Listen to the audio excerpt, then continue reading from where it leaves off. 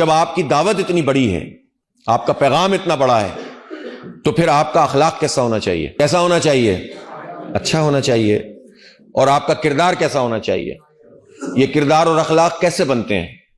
یہ اخلاق اور کردار، ایک تو اللہ تعالیٰ سے ڈریں، نبی پاک صلی اللہ علیہ وسلم کی سیرت کا مطالعہ کریں، آپ کے مزاج کا مطالعہ کریں، آپ کے رویوں کے بارے میں پڑھیں، کیسے آپ اخلاق تھے، آپ اخلاق کے کامل درجے پر فائز تھے۔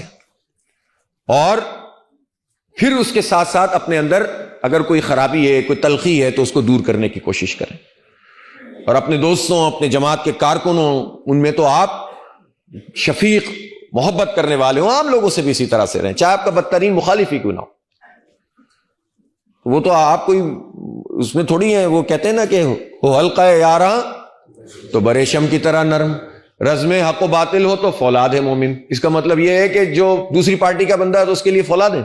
نہیں، یہ تو دعوت کا میدان ہے، سب کے لیے نرم ہونا ہے۔ جب جنگ ہوگی تو دیکھیں گے اس میں فولاد انشاءاللہ بن جائیں گے، لیکن جب مسلمانوں کے معاشرے میں کام کریں گے تو دعوت پھیلائیں گے، اخلاق سے، کردار سے۔ مومن کا ہر دن اس کے گزشتہ دن سے بہتر ہوتا ہے، یہ حدیث مطلب مفہوم ہے اس کا یہ۔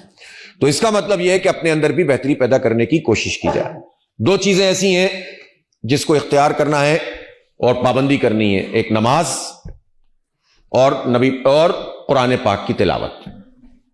یہ لازمی حصہ، زندگی کھانے کی طرح کا حصہ ہے نا، جس طرح کھانا کھانا ہے تو کھانا ہے نا، پانی پینا ہے تو پینا ہے، تو نماز میں بھی کوئی چھوٹ نہیں ہے، اور قرآن پاک کو بھی جو نہیں پڑھنا جانتے، ہو سکتا ہے کسی کو نہ آتا ہو، جس عمر میں بھی ہیں آج سے آغاز کر دیں، کیونکہ قیامت کے دن اگر یہ حجت بن گیا قرآن تو پھر کیا کریں گے آپ؟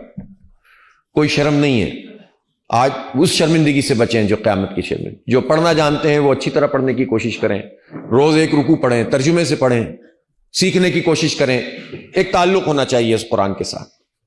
پھر ظاہر ہے جب آپ اجتماعی نظام میں کام کریں گے تو آپ لٹریچر بھی پڑھیں گے، تب اسٹڈی سرکل بھی ہوگا، اور بہت ساری چیزیں ہوں گی جو آپ اس کو اختیار کریں گے۔ تو اخلاق اور کردار، انسان دو چیزوں کا نام ہوتا ہے، ایک اس کی سوچ اور دماغ کام کرتا ہے، اور ایک دل کام کرتا ہے۔ تو دماغ جو ہے وہ دلیل فراہم کرتا ہے، وہ علم کے ذریعے سے آدمی آگے بڑھتا ہے اور دوسروں کو بھی متاثر کرتا ہے، اور قلب جو ہوتا ہے وہ کس سے متاثر ہوتا ہے؟ وہ اخلاق سے متاثر ہوتا ہے، وہ سامنے والے کے کردار اور اخلاق سے دل متاثر ہوتا ہے۔ تو لوگوں کو اپنے اخلاق سے اور اپنے کردار سے اور اپنے علم سے متاثر کریں۔